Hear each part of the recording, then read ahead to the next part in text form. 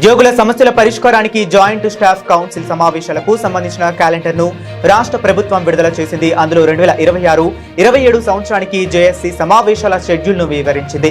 అందుకు సంబంధించిన GO RT number 1932ను సాధారణ పరిపాలనా శాఖ శుక్రవారం రాజధాని అమరావతిలో విడుదల చేసింది. ఈ ఆర్థిక సంవత్సరంలో జూన్, అక్టోబర్, ఫిబ్రవరి నెలల్లో జిల్లా స్థాయి జేఎస్సీ సమావేశాలు ఉంటాయని తెలిపింది. అలాగే జూన్, అక్టోబర్, ఫిబ్రవరి నెలల్లో హెచ్ఓడి స్థాయి సమావేశాలు నిర్వహిస్తామని స్పష్టం చేసింది. అదేవిధంగా జూలై, నవంబర్, మార్చిలో సచివాలయంలో వివిధ శాఖల జేఏసీ సమావేశాలు ఉంటాయని పేర్కొంది. ఉద్యోగుల ఫిర్యాదుల పరిష్కారానికి వేదికగా జాయింట్ స్టాఫ్ కౌన్సిల్ ఉంటుందని రాష్ట్ర ప్రభుత్వం స్పష్టతనిచ్చింది.